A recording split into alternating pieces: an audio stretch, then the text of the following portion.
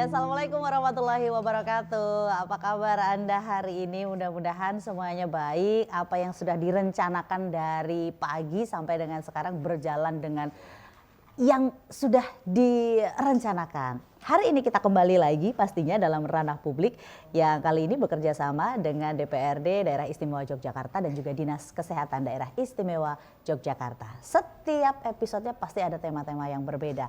Untuk kali ini kita akan mengangkat tema terkait dengan respon dan upaya dalam melawan bullying. Kalau kita tahu bahwa ada banyak orang tua yang tidak yakin bagaimana sih sebenarnya cara untuk memulai melindungi anak-anak mereka dari bullying dan juga dari kekerasan lainnya. Bahkan beberapa orang tua mungkin juga tidak tahu apakah anak ini menjadi korban dari bullying, apakah anak ini menjadi saksi dari bullying, apakah justru anak ini menjadi pelaku bullying. Ini yang perlu kita pahamkan bersama-sama.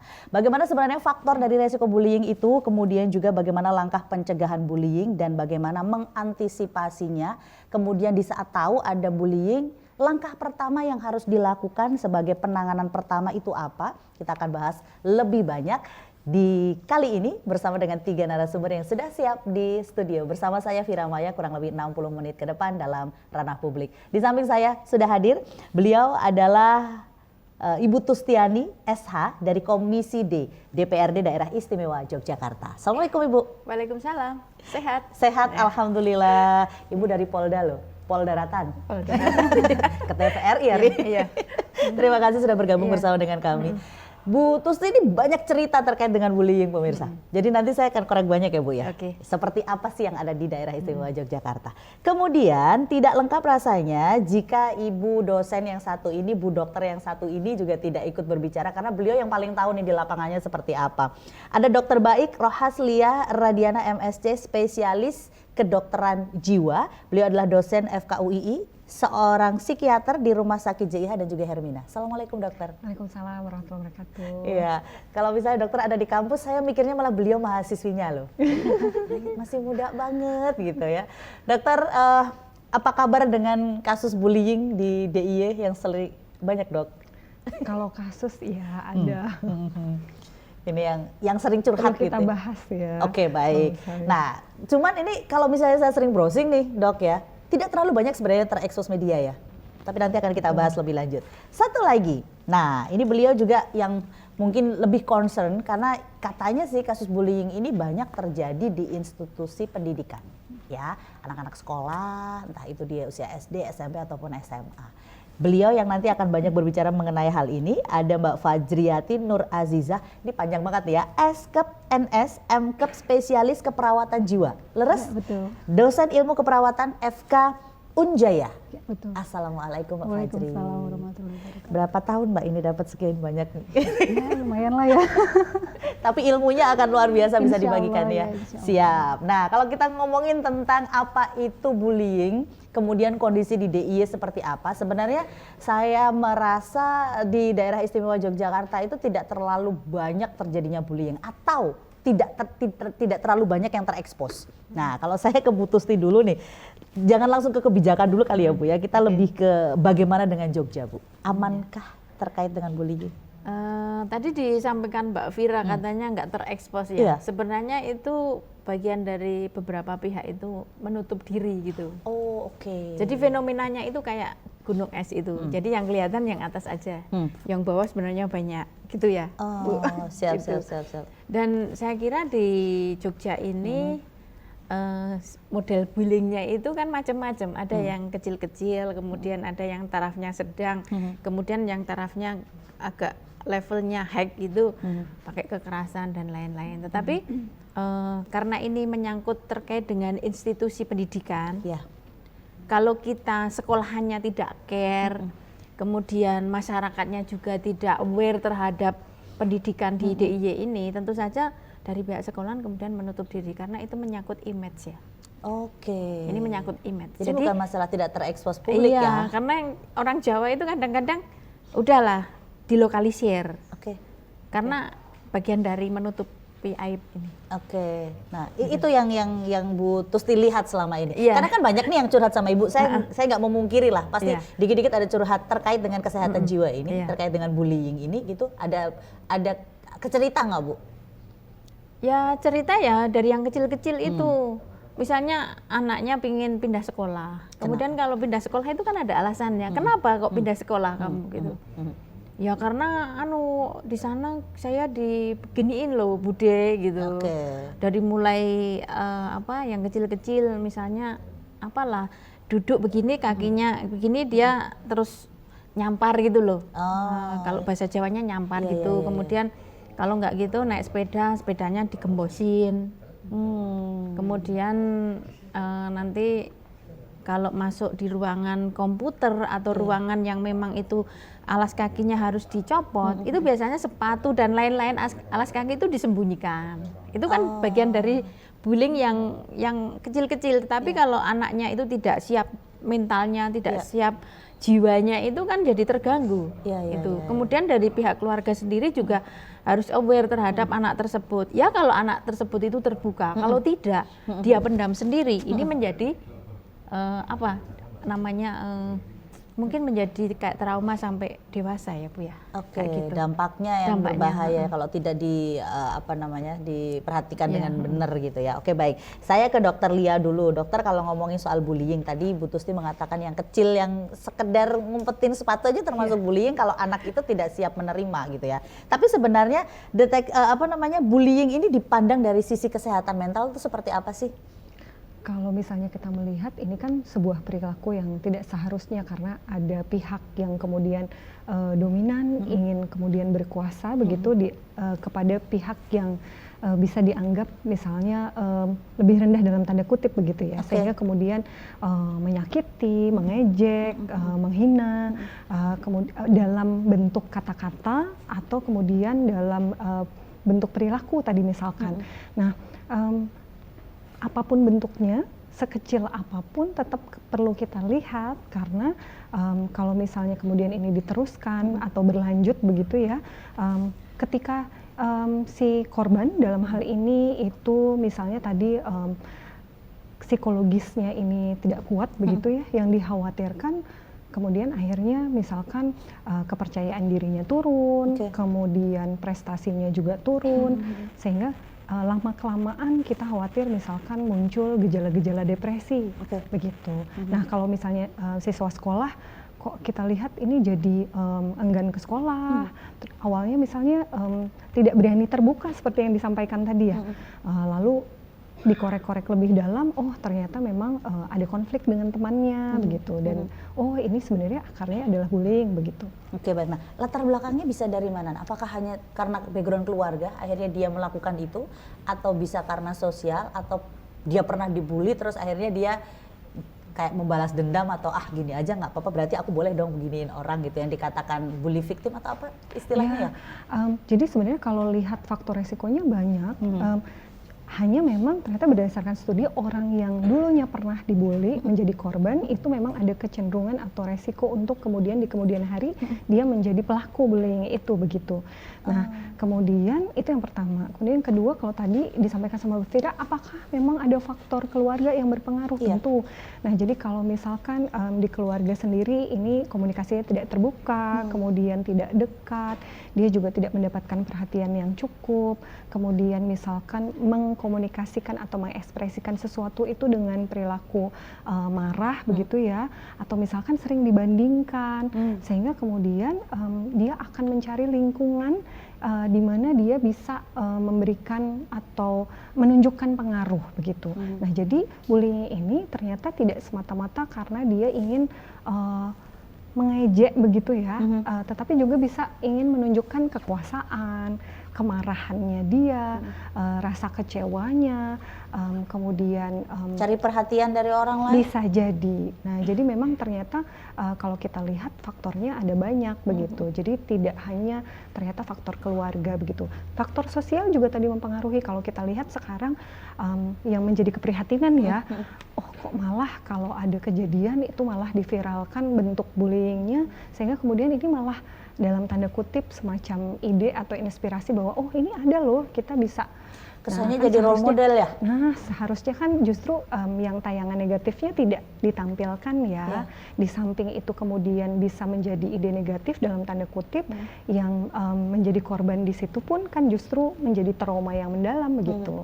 Ini berarti sama dengan kasus-kasus yang baru-baru ini ya, karena dia melihat itu seolah-olah ini nggak apa-apa, ini asik, ini kayak begini, akhirnya dia melakukan padahal masih usia SMP. Itu juga yang bisa jadi. Dan yang mungkin membuat kita jadi harus berhati-hati adalah kalau dulu kecenderungannya adalah itu kan biasa, itu kenakalan anak-anak aja begitu ya. Sekarang? Nah padahal kalau kita lihat ini kalau diteruskan kan juga bisa berkepanjangan dan ada perilaku-perilaku lain yang kemudian justru berbahaya dan sebenarnya bukan perilaku yang bisa kita anggap wajar begitu. Nah, jadi kita perlu melihat dulu nih bentuknya seperti apa, dan kemudian jangan kita remehkan. Nah, seringkali kan, oh nggak apa-apa misalnya begitu ya. Nah, padahal yang menjadi korban itu ternyata justru malah jadi trauma seperti yang disampaikan Mbak Tusi tadi. Oke, baik. Nah, ini kalau diterus-teruskan takutnya dia jadi bully victim itu tadi ya, sebagai korban akhirnya dia membuli yang lain. Baik, Mbak Fajri, saya juga pengen nanya ini mengenai bullying yang ada di lingkungan sosial, pasti ada. Di keluarga ada, tapi mungkin tidak terlalu banyak ya. Saya ngebayangin bullying di keluarga tuh yang gimana? Termasuk membanding-bandingkan tuh bullying di keluarga nggak sih? Kalau itu bandingin si kakak sama si ade. Ya itu terkait pola asuh ya. Oh sebenarnya. Gitu ya, oke baik. Nah kebanyakan terjadinya di sekolah gitu. Nanti saya pengen tanya lebih banyak mengenai Mbak Fajri. Di sekolah ini yang dikatakan sebagai bullying itu seperti apa? Karena kan kadarnya beda-beda ya. Kadang ada anak dikatakan simple sih sebenarnya. Cuman karena dia tidak menerima, tidak nyaman sudah dikatakan bullying. Nah itu standarnya seperti apa, tapi setelah yang satu ini. Ya tetap bersama kami, tentunya kami akan segera kembali dalam Ranah Publik.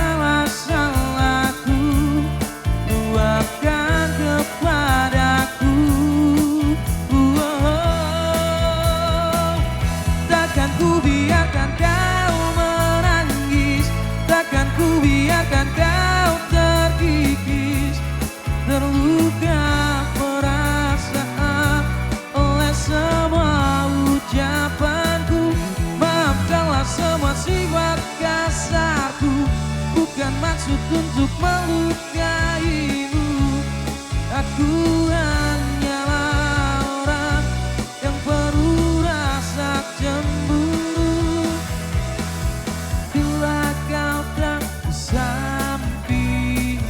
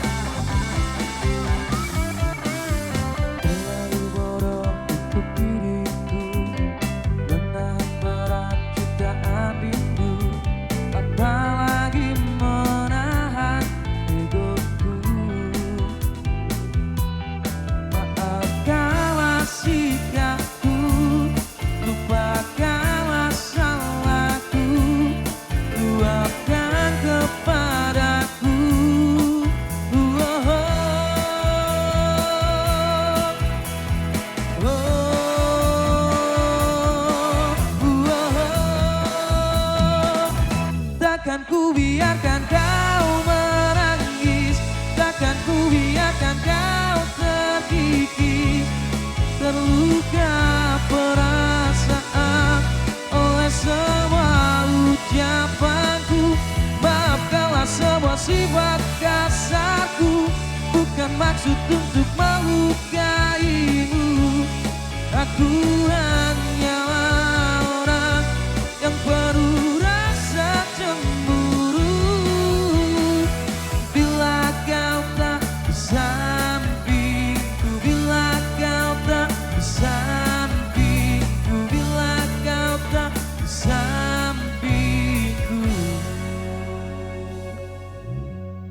Bila Kota di Sampingku, itu satu lagu Ceylon Seven dinyanyikan lagi oleh teman-teman Symphony Band. Terima kasih. Itu kalau Duta dengerin apa lebih bagus simfoni ya? Enggak. Langsung. Tapi ngomongin soal Bila Kota di Sampingku ini bener loh. Apa ada korelasinya dengan bullying? Misalnya kayak Bu Tusti tidak ada di samping para ibu-ibu yang siap untuk melawan bullying, juga nggak akan terjadi hal yang diinginkan gitu ya. Termasuk juga psikiater, termasuk juga dari kesehatan jiwa, perawatan jiwa. Jadi memang beliau-beliau ini harus selalu ada di samping Bapak dan Ibu dan masyarakat supaya satu paham benar sebenarnya terkait dengan bullying, apalagi di sekolah. Anak-anak sudah 5 hari sekolah nih sekarang, ya kan? Pasti waktu di sekolah lebih panjang. Bullying di institusi pendidikan. Kalau Mbak Fajri melihatnya seperti apa di DIY? Ya, baik, terima kasih Mbak Fira. Jadi seperti ini. Bullying itu seperti disampaikan oleh Bu Tusti ya, bahwa bullying itu seperti fenomena gunung es ya. Jadi yang nampak itu hanya sebagian saja, tapi sebenarnya kasus itu sangat banyak sekali. Bahkan kalau dibilang tidak ada itu tidak mungkin. Kalau kita telisik lebih dalam bisa jadi bullying hampir semua sekolah pernah mengalami atau ada kejadian bullying. Hanya mungkin tidak terekspos seperti itu ya. Nah, kalau dari hasil survei ada prosentasenya ya, dari 25% untuk tingkat pendidikan SD sampai SMP itu yang lebih tinggi dibandingkan tingkat pendidikan lainnya. Jadi ya 25% itu terjadi pada siswa SD dan SMP. Baru selanjutnya adalah SMA sekitar 18, sekian persen angka bullying itu terjadi. Jadi artinya di sini bahwa bullying itu tidak hanya bisa sampai ke level manapun di sekolah ya, dari SD, SMP, SMA, bahkan ke perguruan tinggi ya. Kebetulan mungkin dokter dan saya ya sering ketemu juga dengan kasus-kasus seperti itu. Itu berapa persen kalau teman-teman di perguruan tinggi? Kan tadi 25%, 18%. Selebihnya kemana tuh? Selebihnya bisa 20%-an. 20%-an iya, tapi itu yang terkuak ya. Terkuak. Nah, yang kita lihat sampai saat ini di perguruan tinggi malah yang kasus-kasus sampai bunuh diri. Sampai bunuh diri. Kalau sudah sampai bunuh diri, kita enggak tahu juga ya alasannya karena apa. Mungkin ada kasus bullying sewaktu dia proses pendidikan di perguruan tinggi, mungkin seperti itu. Itu kasus yang sering dijumpai gitu, yang sering terjadi di institusi pendidikan. Nah, hal spesifik nih pada remaja kemudian dan sekolah ini menjadikan angka bullying di sekolah kan cukup dominan, tadi 25% ya, di antara kasus bullying lainnya. Itu hal spesifik apa yang bisa menyebabkan itu semua? Iya, kalau di sekolah tadi kita lihat yang persentase tertinggi itu di SD SMP ya. Nah, kalau kita lihat sekarang ini mungkin kurangnya role model ya, tadi disampaikan oleh Bu Tusti juga bahwa role model di sekolah itu berperan penting dalam pendidikan karakter anak-anak seperti itu. Apalagi kalau ada istilah learning loss ya, selama kita pandemi 2 tahun kemarin, tentunya untuk penanaman pendidikan karakter ini ada yang miss seperti itu. Tidak bisa penanaman karakter itu kita lakukan secara daring, kan itu tidak mungkin. Padahal 2 tahun itu adalah masa genting mereka untuk belajar banyak tentang karakter seperti itu. Kemudian selain itu tadi dari pendidikan pembelajaran jarak jauh ya, kemudian role model juga masih kurang di tingkat sekolah. Kemudian mungkin adanya penyalahgunaan kuasa antara peserta didik dengan pendidik. Yang kalau kita lihat ini adalah hukuman-hukuman ya, mungkin konsekuensi yang harus dilakukan atau yang harus dihadapi oleh siswa yang kadang siswa tidak terima. Yang konsekuensinya akhirnya mengarah ke hal-hal negatif, menyebabkan traumatis seperti itu. Nah, kemudian kalau di perguruan tinggi lebih kepada penggunaan kuasa yang salah adalah antar peserta didik. Jadi senior dengan junior seperti itu, senioritas. Jadi makanya kenapa pemerintah tidak menganjurkan adanya pemeloncoan seperti itu, karena itu dekat dengan bullying yang bisa berakibat masalah mental di kemudian harinya. Zaman dulu padahal enggak ya, pelonco baik-baik aja ya. Betul, padahal itu masuk bullying harusnya kalau di saat sekarang ya. Betul. Cuma dulu nggak diekspos aja gitu. Waduh. Baik, kita lanjut lagi ke Bu Tusti. Bu Tusti, kalau tadi sudah berbicara pengalaman di masyarakat, ini juga sudah banyak berbicara di lapangan menemukan apa. Kalau kebijakan yang mengarah langsung ke anti bullying itu ada nggak sih Bu di DIY itu? Ya, sebenarnya kalau mengarah ke salah satu institusi itu tidak ada, tetapi ini memang lintas institusi. Tetapi awalnya itu harus dari keluarga. Itu yang harus melindungi dari anak kita. Kemudian yang kedua itu bekerja sama dengan institusi pendidikan, tentu saja dengan Dikpora. Kemudian selain itu, karena ini terkait dengan itu ya, Dikpora itu kaitannya dengan institusi pendidikan juga ramah anak. Kemudian yang ketiga terkait dengan perlindungan terhadap anak, itu juga ada institusinya. Jadi ini artinya sebuah circle gitu loh, lingkaran. Memang itu menjadi tanggung jawab kita bersama. Di dinas namanya DP3AP2, itu terkait dengan perlindungan perempuan dan anak. Kemudian selain itu di DP3AP2 ini juga mempunyai semacam call center ya. Ini mah ngomongin kayak eksekutif saya. Mewakili Bu, nggak apa-apa. Kan eksekutif sering curhat juga sama Ibu. Ini kan bagian dari sosialisasi masyarakat. Call center ini kan terbuka 24 jam bukanya. Itu misalnya ya kita kan misalnya saya korban bullying gitu. Saya nggak punya temen, nggak punya, pokoknya ini bagian dari rahasia saya, nggak semua orang nggak boleh tahu. Tetapi kan bagaimana kita harus mengurai masalah tersebut, ya kita telepon. Mewadai kita telepon kepada yang tadi. Saya belum bisa ngomongin karena ini kan OPD-nya OPD Dinas Kesehatan. Jadi nanti suatu saat kita akan membagi call center-nya itu nomornya berapa. Itu namanya Puspaga, Pusat Pengelolaan Keluarga. Oh ya, kemarin sempat ada sosialisasi tuh di setiap RT. Ada tuh Bu. Jadi misalnya kita itu nggak punya temen ya, itu temennya sama itu. Yang misalnya kita enaknya telepon jam 12 malam, ya udah ditelepon 12 malam, jam 3 juga, habis subuh juga bisa diterima.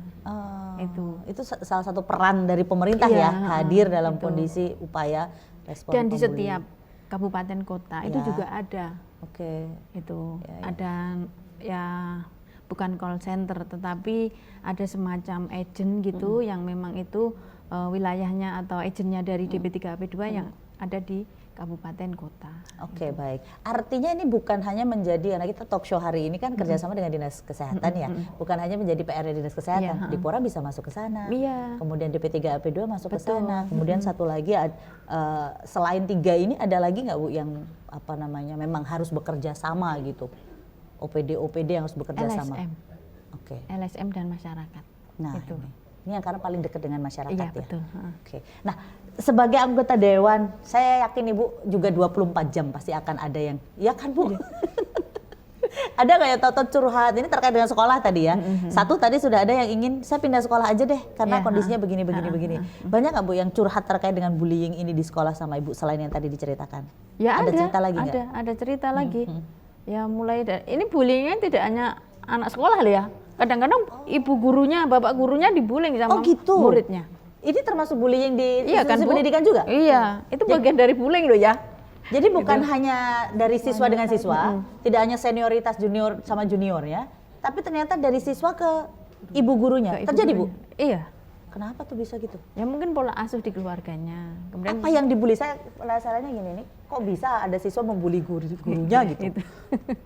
Dan sekarang gurunya kan muda-muda ya. Oh iya. Kemudian kadang-kadang kalau anak sekolah itu kan ya rodok kemajuan lah sekarang ini karena pola asuh tadi. Misalnya ada larangan untuk tidak boleh jajan di luar, tapi karena dia itu ada keinginan hasrat untuk jajan di luar kan bagaimana caranya dia keluar, dia lompat pagar, kemudian sama bu gurunya kan diingatkan kamu jangan ke sana, ini nanti ada sanksinya.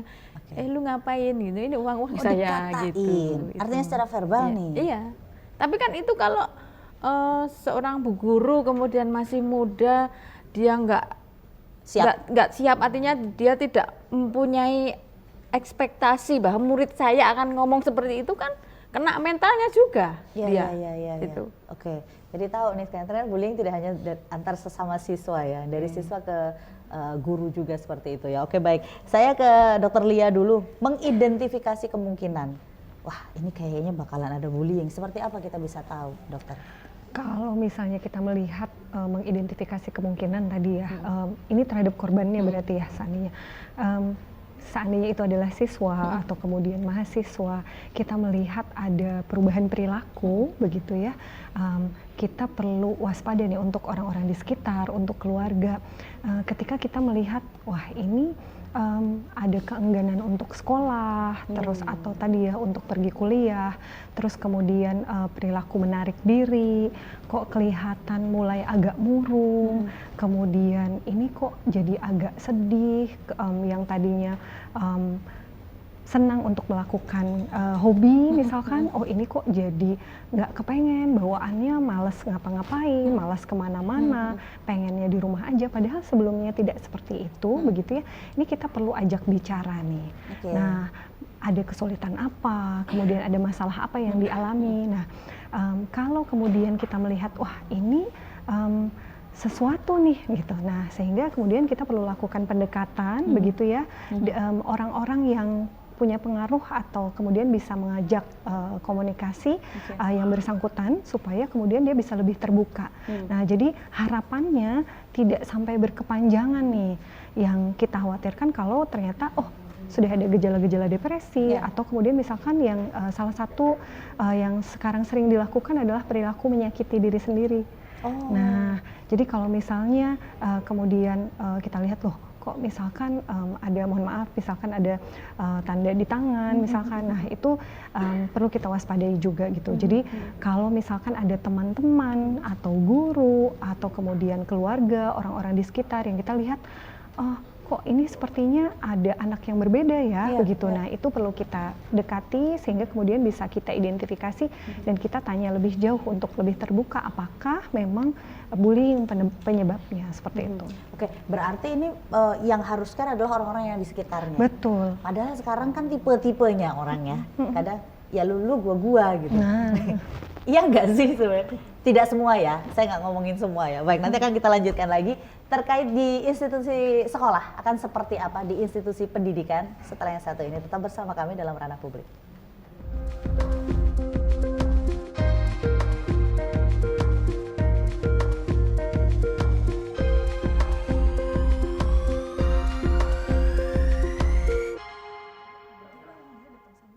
Oke, baik, kita lanjutkan lagi obrolan kita mengenai upaya. Bagaimana sih respon dan upaya dalam melawan bullying. Menarik, mau jeda iklan monggo silahkan. Kita di setelah jeda iklan kita ngobrol juga gitu ya. Tadi terpotong di kondisi bagaimana di saat lingkungan ini nggak care. Atau dia sebenarnya care tapi tidak terlihat gitu ya. Nah, kita lanjutkan lagi nih. Kalau tadi lingkungannya care oke ya. Keluarga care oke, ibu tahu perilakunya berubah oke. Tapi kalau tidak, kan kebanyakan misalnya nih orang tua sudah sibuk dengan pekerjaannya. Kadang kakaknya disibuk dengan apa, dengan kegiatannya sendiri. Lalu apa yang harus dilakukan? Kalau kemudian posisi kita ternyata di keluarga atau di lingkungan sekitar itu tidak ada yang mensupport atau kemudian justru pelakunya ini yang merasakan kok saya sepertinya butuh bantuan untuk butuh, mohon maaf, maksudnya korbannya yang kemudian butuh bantuan, butuh dukungan. Nah, saat ini sekarang di layanan kesehatan kita itu juga sudah tersedia gitu, di setiap puskesmas itu ada psikolog begitu, sehingga kemudian kita bisa akses layanan kesehatan itu. Kemudian kalau ternyata sudah ada gejala-gejala depresi sehingga kemudian ingin memeriksakan diri, nah itu sekarang kita juga bisa dengan menggunakan BPJS. Nah, jadi nanti bisa memakai rujukan dari puskesmas atau vaskes pertama ke dokter keluarga atau klinik begitu, kemudian nanti bisa dirujuk ke rumah sakit begitu. Nah, jadi biasanya memang awalannya ke psikolog dulu nih yang ada di puskesmas. Nah, kalau kemudian ada gejala-gejala fisik atau gejala-gejala yang lebih berat, nah ini nanti rujukannya bisa digunakan untuk ke vaskes 2 atau ke rumah sakit. Sekarang juga sudah tersedia psikiater begitu. Nah, khusus untuk di sekolah nanti mungkin Bu Fajri juga bisa menambahkan sebenarnya di sekolah dan di kampus kan juga tersedia unit bimbingan konseling ya.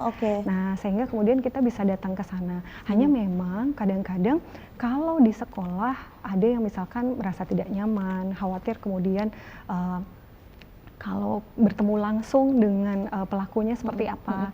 Nah, itu tadi berarti bisa mengakses unit kesehatan di puskesmas misalkan yang tadi tersedia psikolog itu sangat terjangkau sehingga kemudian kita juga bisa tanpa ragu untuk datang ke sana seperti itu. Oke, baik, dan mengesampingkan stigma bahwa wah ini aib nggak boleh nih saya omongin. Nah, itu harus mengesampingkan itu ya. Kalau nggak selesai kan. Kita butuh pertolongan supaya kemudian kita tetap bisa sehat, bisa beraktivitas begitu ya. Jangan sampai kemudian karena kita berpikir ini masalahku pribadi lebih baik ditutupi, tapi kemudian kita memendam rasa sakit, kemarahan, kecewa sampai kemudian akhirnya malah mengalami hal-hal yang tidak menyenangkan atau hal yang tidak diinginkan Ya, seperti betul. berita-berita akhir-akhir ini. Oke, baik. Kita ke institusi pendidikan nih sekarang di sekolah. Tadi sudah sempat disinggung, ada bimbingan konseling. Kadang-kadang guru BP-nya juga kalau sudah kelihatan tuh orang udah langsung takut dulu nih, nggak kepengen curhat tapi malah udah langsung insecure nih mau cerita gitu ya. Bagaimana? Tapi sebelum ke sana, yang dikatakan membuli itu yang seperti apa sih sebenarnya? Ya, sebenarnya membuli atau bullying itu adalah perilaku yang tidak menyenangkan yang membuat seseorang itu merasa terganggu secara emosional. Oke, Seperti itu. sekecil apapun, Sekecil kata-kata apapun. selembut apapun, tapi Betul. kalau dia tidak nyaman itu masuk bully ya? Betul. Oke, I see. Oke, baik. Kemudian yang di bimbingan konseling tadi, kalau di masyarakat sudah ada nih, puskesmas sudah menyediakan gitu. Kalau di institusi pendidikan seperti apa? Ya, kalau di institusi pendidikan, pertama yang perlu kita persepsikan bersama adalah sekolah atau institusi pendidikan, entah itu perguruan tinggi ataupun SD, SMP, SMA itu aware atau tidak terhadap bullying itu sendiri. Oke. Karena mungkin tidak semua orang aware dengan bullying, kasus Oke. bullying. Kemudian yang kedua, kita memastikan apakah institusi pendidikan itu memiliki kebijakan yang dia larinya ke perundungan terkait dengan pembulian seperti itu. Kemudian di beberapa institusi juga sudah terbentuk adanya komisi khusus yang menangani masalah bullying seperti itu. Nah, setelah adanya komisi atau tim khusus yang menangani masalah bullying, langkah selanjutnya, langkah yang kedua adalah mensosialisasikan kepada semua elemen yang ada di sekolah, entah itu guru, kemudian kepala sekolah, orang tua siswa juga harus tahu tentang bullying itu sendiri. Karena untuk upaya untuk menyelesaikan bullying itu tidak hanya satu kerjaan sekolah saja, mereka tuh harus bekerja sama dengan lintas sektor juga seperti itu. Jadi setelah mensosialisasikan, kemudian selanjutnya adalah menyediakan tadi layanan pengaduan, misalnya call center seperti itu. Ini yang perlu disampaikan ke semua elemen gitu. Karena bisa jadi sudah ada, wadahnya sudah ada, misalnya di kampus itu sudah ada unit konseling seperti itu. Mungkin di sekolah juga sudah ada wadahnya. Tidak semua orang atau semua siswa tahu. Jadi memang perlu disosialisasikan. Oke. Selain itu, setelah tahu ya kita harus sampaikan juga bagaimana prosesnya untuk mengadu gitu. Ya, karena mengadu itu butuh keberanian dari siswa itu sendiri. Walaupun kita secara kebijakan itu jelas ya, ada wadahnya, ada alurnya, tapi untuk mulai mengadu itu yang berat nih.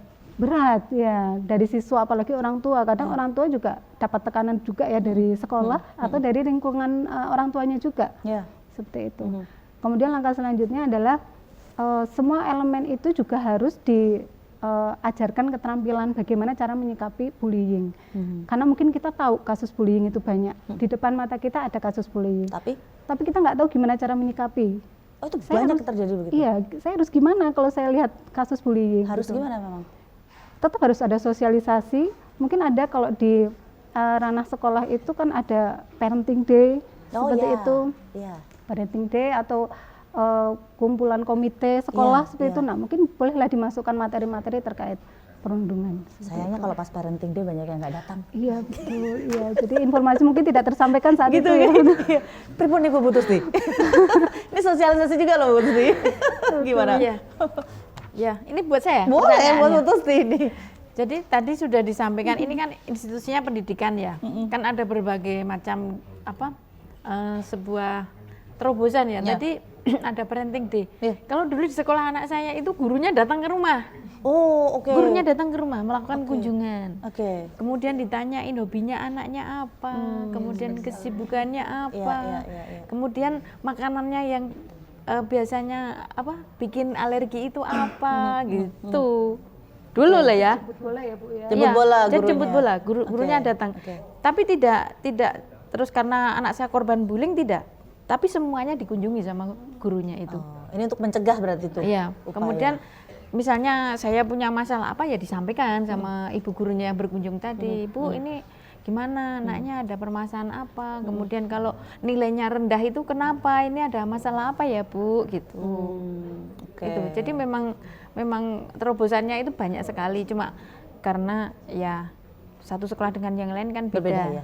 Kadang-kadang pendidik itu juga sudah sangat capek sekali satu hari dari mulai jam 8 sampai jam 3:30 ya sekarang itu sudah belum lagi nanti pendidiknya juga mikirin keluarganya terus harus kunjungan ke murid-muridnya itu berapa ratus anak yang harus kita belum ngurusin administrasinya, belum kalau mau rapotan.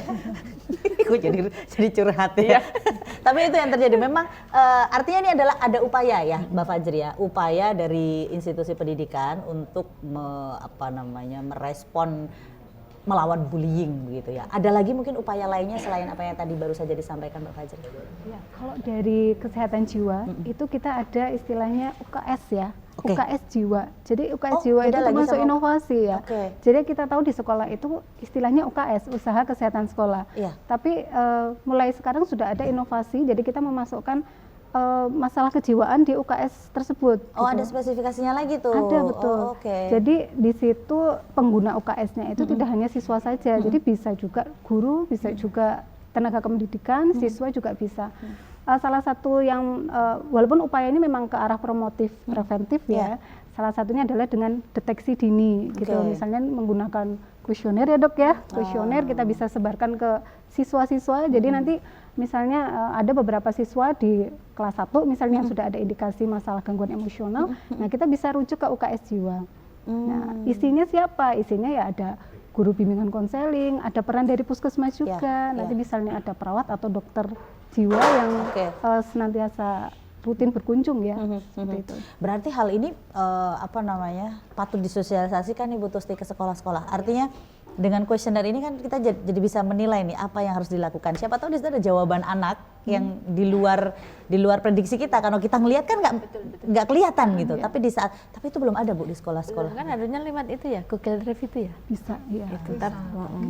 Jadi kan lebih privacy gitu ya. Ya. Oke, bisa diinisiasi nih Bu kayaknya nanti. Oke, screening sifatnya. Itu pernah dilakukan juga sama dokter? Pernah dilakukan, tapi memang belum merata ya. Jadi sifatnya misalkan lebih ke penelitian begitu. Nah, kemudian kalau misalnya untuk institusi dari dinas, saya kurang memahami apakah kemudian ini ada screeningnya khusus begitu ya untuk yang satu kesempatan yang lebih banyak begitu. Sepertinya memang perlu untuk diadakan begitu karena kita jadi bisa memotret lebih banyak begitu. Oke, baik. Ya, itu tadi terkait dengan upaya-upayanya seperti apa yang bisa dilakukan oleh institusi pendidikan. Kalau dari yang tadi disampaikan Dokter Lia, Mbak Fajri, masyarakat tuh sebenarnya bisa mengakses di fase 1 ya Bu ya. Cuman apa sih sebenarnya menjadi kendala masyarakat tuh? Takut biaya kah? Atau takut malu? Takut stigma negatif masyarakat? Atau apa Bu sebenarnya? Ya takut malu tadi sama stigma negatif. Apalagi kan ini menyangkut aib ya. Kalau mungkin dibully atau membuli itu kan aib. Apalagi menyangkut dengan misalnya kalau kesehatan jiwa kan tidak hanya kaitan dengan bullying ya Bu, tapi ada ODGJ itu. Apalagi yang ODGJ itu semua orang nggak boleh tahu. Walaupun itu sudah ya di dalam rumah itu dia udah ngapa-ngapain, tapi bagaimana kalau misalnya ada tetangga yang itu ada apa? Nggak apa-apa kok, tadi ada kucing gitu. Padahal dia ngamuk di dalam itu. Nah kaitan itu, jadi ini kembali kepada masyarakat ya. Dan stigma negatif tadi. Karena ini saya tak cerita ya Bu Dokter sama Bu Fajri. Jadi di masyarakat itu kadang-kadang ada anak yang dia itu pelaku bullying. Kemudian mendapat stigma negatif dari masyarakat. Dan saya melihat bahwa anak ini itu pengen berubah gitu loh. Pengen berubah artinya dia sudah ada progres yang baik untuk tata kramanya, kesopanannya, tetapi kembali lagi kepada masyarakatnya. Salah satu contoh begini, anak ini sering mencuri ya. Kemudian kalau di desa itu kan banyak orang yang nongkrong-nongkrong ya, dicakruk-cakruk gitu, terus Bapak Ibu permisi gitu, atau nuwun sewu klamit gitu ya kalau orang Jawa. Masyarakatnya ngomong apa? Weh maling ning meneh gitu. Tidak memberikan itu kesempatan. Ya. Jadi ini masyarakat itu juga perlu ada edukasi gitu, ada pendampingan. Ayo toh bareng-bareng.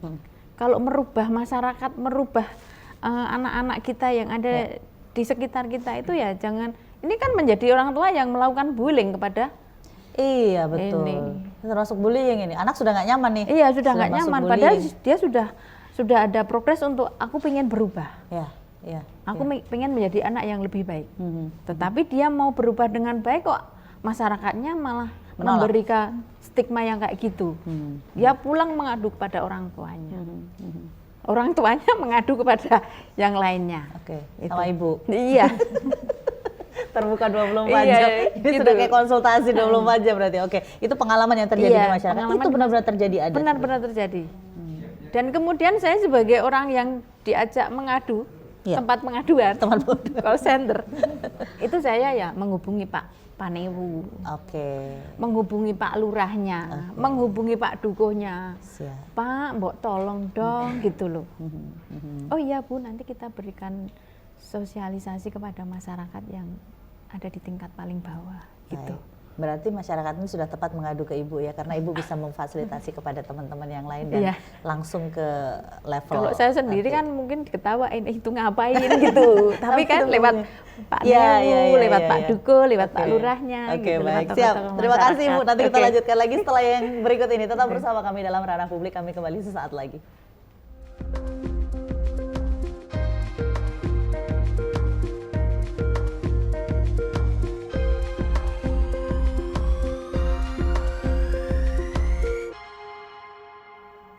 Ya, Anda masih bersama kami dan masih dengan respon serta upaya dalam melawan bullying yang menjadi tema kita. Di sesi yang keempat ini, saya mau ke Dokter Lia dulu. Dokter, mengenai penanganan pertama bullying. Nah, apa yang harus dilakukan masyarakat? Atau mungkin apa yang harus dilakukan Bapak Ibu guru di sekolah? Atau orang tua?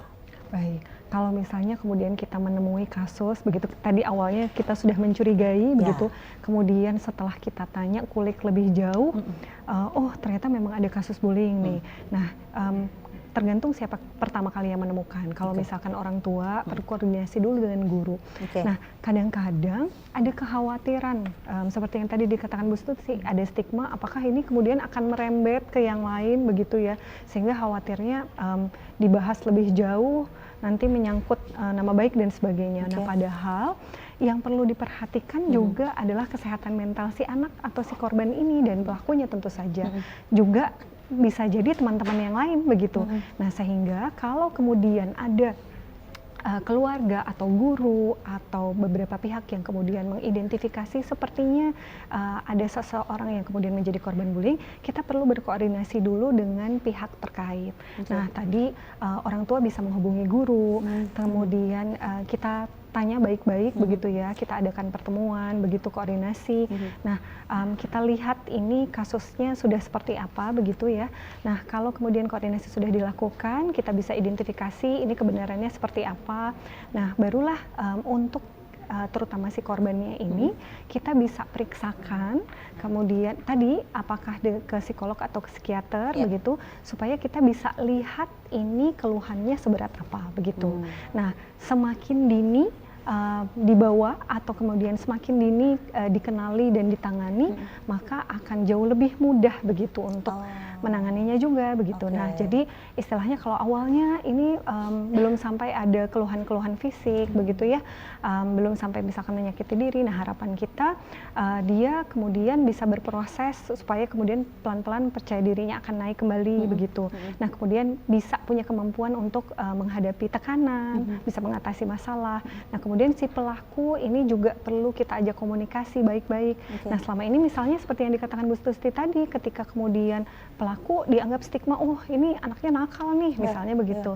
Nah, padahal labeling tadi itu juga bisa mempengaruhi si anak, sehingga kemudian percaya dirinya turun, kemudian dia berpikir bahwa ya aku memang seperti ini Ya gitu. udah besok aku lanjutin lagi gitu ya. Justru ini kita perlu pendekatan lebih begitu. Nah, jadi perlu kita identifikasi lebih awal supaya harapannya tidak terlambat demikian. Oke, baik. Di institusi pendidikan, saya ke Mbak Fajri. Ini ada satu kasus yang anak ini dibully sama teman-temannya. Dia curhat sama orang tua. Terus orang tuanya ikut-ikutan. Jadi istilahnya bukan membuat menjadi mudah, bukan merespon positif aksi pembulian ini, justru memperkeruh pembulian. Seperti apa? Ini terjadi pengalaman pribadi ya, ada beberapa yang sering curhat seperti itu.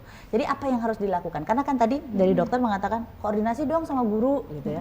Guru sudah memfasilitasi, sudah ngajak ngobrol bareng gitu. Apa yang harus dilakukan nih dari institusi pendidikannya? Oke. Jadi untuk menangani kasus-kasus bullying itu ada beberapa cara yang bisa kita lakukan. Pertama, bisa cara mandiri, jadi dari pihak sekolah itu memediasi secara langsung ya, memediasi secara langsung antara pihak-pihak terkait bullying itu ya. Anak-anak Jadi nih misalnya, anak-anaknya dikumpulin dulu gitu. iya, jadi anak-anaknya dikumpulkan dulu siapa pelakunya, siapa korbannya, kemudian orang tua yang terlibat di situ. Karena proses upaya untuk mengatasi bullying itu tidak bisa hanya satu sisi ya, satu pihak saja, tapi ada proses klarifikasi, check and recheck di situ. Jadi apakah benar perilaku ini dilakukan, kemudian apakah benar perilaku ini membuat dia tidak nyaman, seperti itu. Jadi harus ada proses cek dan recheck. Kemudian apabila dari sekolah itu sendiri tidak mampu menyelesaikan, kita bisa referral, bisa merefer ke pihak ketiga ya dok ya, merujuk betul, merujuk ke pihak ketiga, bisa ke dokter, bisa ke puskesmas, ke kepolisian, mungkin bahkan ada yang sampai ke sana. Oke, Seperti itu sudah saking parahnya level sudah Iya, tinggi. betul. Oke, kemudian? Kemudian bisa juga ya kita bisa melibatkan institusi terkait seperti LSM tadi, karena mungkin kalau LSM itu dia concern ya di masalah-masalah seperti itu. Jadi learning by apa ya, mungkin banyak pengalaman, bisa jadi dari pengalaman itu dia bisa diterapkan ke beberapa kasus tersebut. Oke, baik. Artinya solusinya adalah mengumpulkan satu, misalnya kalau anak-anak ini sudah difasilitasi, sudah bermediasi, kok mental, orang tuanya diajak. Kalau mental juga anak orang tua jadiin satu, institusi pendidikan ikut juga di sana untuk bisa jadi penengah gitu kali ya. Oke, makasih, nanti saya sampaikan ke kepala sekolah. Baik, dokter Lia, ada yang ingin disampaikan kepada masyarakat dokter terkait dengan respon dan upaya dalam melawan bullying ini? Baik, terima kasih. Kalau dari saya pesannya adalah kita perlu lebih peka dengan orang-orang yang di sekitar kita, begitu. Apakah siswa, di antara sesama teman, kemudian guru terhadap guru maupun dosen terhadap siswa atau mahasiswanya. Kemudian orang tua juga perlu lebih peka untuk seringkali bertanya kepada anak, begitu ya, apa yang dirasakan, apa kesulitannya di sekolah. Jadi tidak hanya bertanya kamu sudah mengerjakan tugas atau PR atau belum, tapi tanyakan apakah dia merasa nyaman atau tidak. Dan itu nanyanya jangan lewat WhatsApp ya? Betul. Sama aja. Nanyanya sambil makan. Gitu, Sehingga kemudian ada kedekatan antara orang tua dan anak, sehingga kemudian ini harapan kita menjadi faktor pelindung. Harapannya anak lebih strong, lebih kuat untuk bisa menghadapi tekanan di sekolah maupun di lingkungannya sehari-hari. Oke, baik. Pak Fajri, ingin disampaikan ke masyarakat terkait bullying di institusi pendidikan? Ya, kita harus aware tadi ya, harus aware bahwa bullying ini adalah kasus yang sedikit terlihat, tetapi dampaknya bisa luar biasa, ya, bahkan sampai ke kematian salah satu pihak ya, bahkan korban bisa sampai resiko bunuh diri itu bisa terjadi. Jadi aware dari masyarakat atau elemen di pendidikan itu harus benar-benar Oke, baik. Intinya care, aware, waspada, gitu ya. Bu Tusti, masyarakat sudah harus paham bahwa di fase ke-1 pun sudah ada yang namanya psikolog, sudah ada konsultasi tentang kesehatan jiwa. Tapi banyak yang belum paham karena taunya puskesmas ya nek meng watuk, pilek, demam itu ke puskesmas. Tapi begitu ada sesuatu yang terkait bullying atau kesehatan jiwa, mereka masih mosok ono gitu. Monggo Bu bisa disampaikan ke masyarakat. Jadi saya sampaikan kepada masyarakat di daerah istimewa Yogyakarta, mari kita aware terhadap diri kita sendiri dan lingkungan sekitar, karena fasilitas kesehatan yang ada di DIY ini sudah lengkap dan tentu saja sudah memberikan fasilitas JKN. Itu dia. Begitu. Yang harus digarisbawahi kalau konsultasi JKN. di situ gratis gitu kan Bu? Iya. Nah, jadi masyarakat monggo silakan saja, sudah banyak fasilitas yang diberikan kepada panjenengan. Mudah-mudahan bisa dimanfaatkan dengan sebaik-baiknya. Bu Tusti, terima kasih. Dokter Lia, Mbak Fajri, matur nuwun. Semangat terus, sebagai seorang pendidik ini juga harus aware. Baik, terima kasih. Sehat selalu ibu-ibu, luar biasa. Dan sampai di sini obrolan kita tentunya mengenai respon dan upaya dalam melawan bullying. Mudah-mudahan selama 60 menit tadi kita banyak ngobrol terkait ini, banyak informasi, kemudian semakin menambah pengetahuan kita tentang faktor resiko bullying, kemudian bagaimana juga menangani saat ketemu pertama kali bullying, lalu bagaimana juga langkah pencegahan bullying. Saya Fira Maya dan seluruh kerabat kerja mohon undur diri. Sampai jumpa, salam sehat untuk kita semua. Wassalamualaikum warahmatullahi wabarakatuh.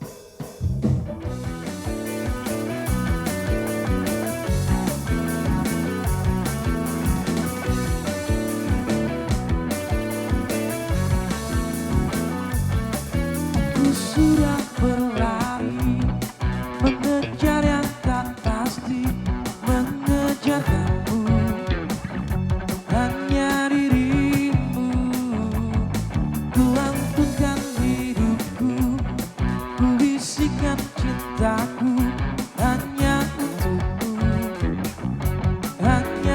untukmu. Tapi engkau terus pergi, tapi engkau terus berlari. Jadi biarkanlah aku di sini. Biarlah ku rela melepasmu, berikanlah aku, berikanlah aku kekuatan untuk lupakanmu.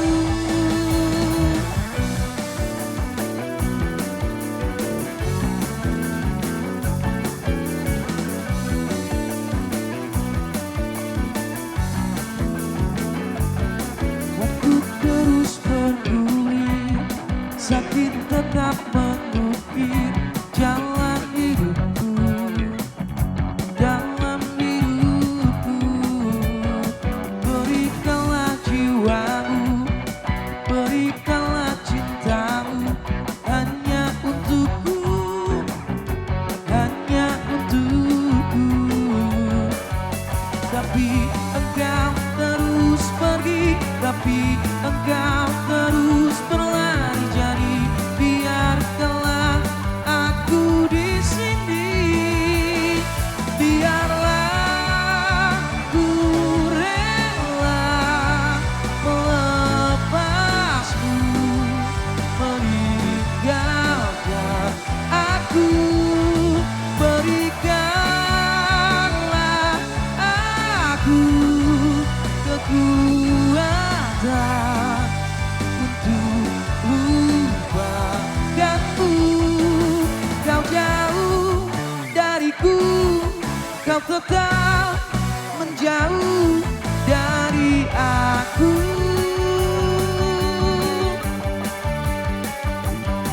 Kau jauh dariku, kau tetap menjauh dari aku.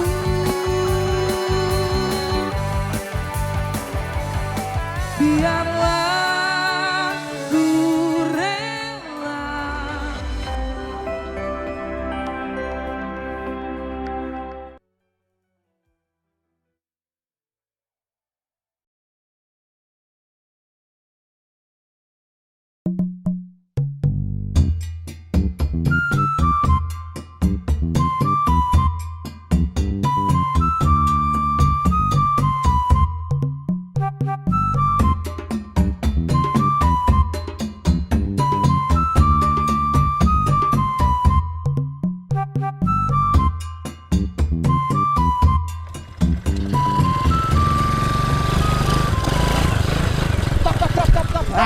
Waduh. Borong apa Mas Pur?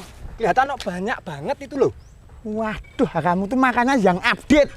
Ini loh, saya tuh lagi borong susu formula. Tahu nggak? Istri saya itu habis melahirkan. Jadi kebutuhan susu harus mencukupi. Itu loh. Lah apa kebutuhan susu istri Mas Pur itu belum mencukupi Mas Pur? Waduh, kamu tuh nggak dong-dong kok. Ini bukan masalah cukup dan tidak cukup. Tapi masalahnya biar stoknya banyak. Semuanya bisa tercover gitu loh. Iya ya Mas Pur, keluarga Anda itu kepecutan. Kecukupan Mas Pur. Wah, Jan kamu itu. Gini loh, tak jelasin sini tau. Makanya deket sini loh. Anak kecil itu, bayi, itu kalau dikasih susu formula seperti ini, perkembangannya bagus, biar cepet gede, gizinya terpenuhi. Itu paham? Paham Mas Pur. Minggir! Wah, ganggu saya tuh. Ditunggu istri saya. Wah, bisa dimarahi habis-habisan ini. Nyegat-nyegat. Minggir!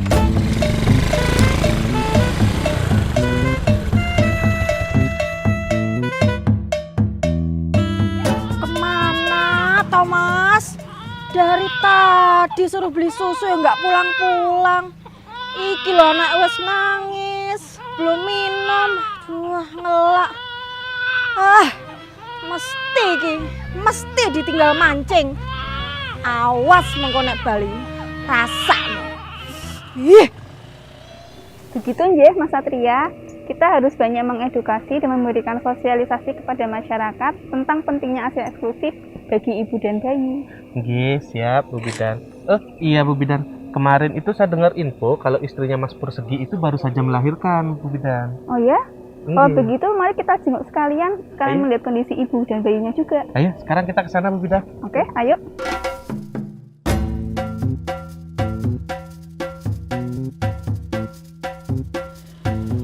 Mas, sampean iku sekolah ndi wae toh?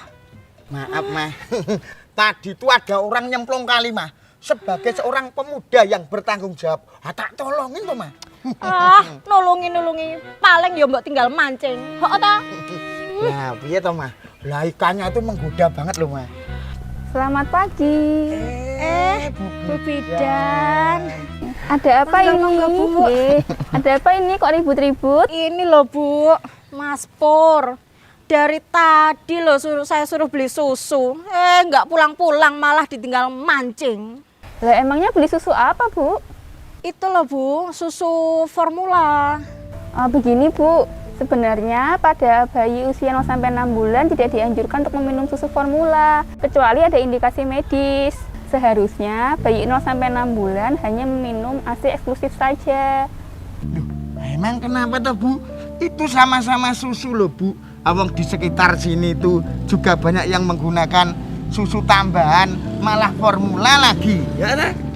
Nah, itu Mas Pur. Memberi susu formula pada bayi usia 0 sampai 6 bulan itu adalah budaya yang keliru. Lah terus kalau ASI eksklusif itu apa Bu? Terus kok kita nggak boleh ngasih susu formula? ASI eksklusif itu adalah ASI yang diberikan pada bayi sejak dilahirkan sampai usianya 6 bulan tanpa menambahkan atau mengganti dengan minuman atau makanan lainnya.